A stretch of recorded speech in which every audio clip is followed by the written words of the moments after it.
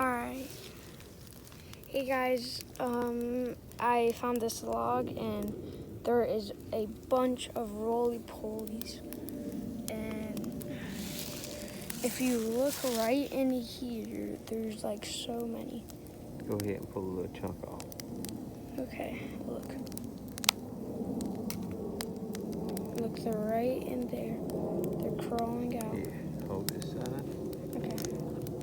Let's see if they're really down in there.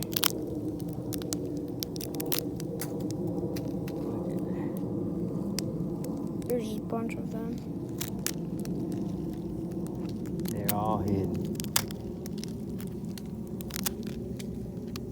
Dad, you're knocking them off. I think that's a mother because there's a baby roly-poly on it. Yeah. That mom was sitting there toting her babies. Oh, wow. Yeah, that's why you turn it. Well, most of them are falling off. All right, there you go, buddy.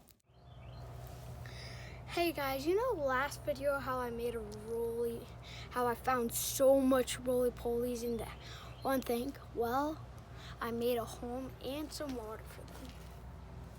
And I took the little log. And I used some pieces of paper and some dirt. Yeah, man.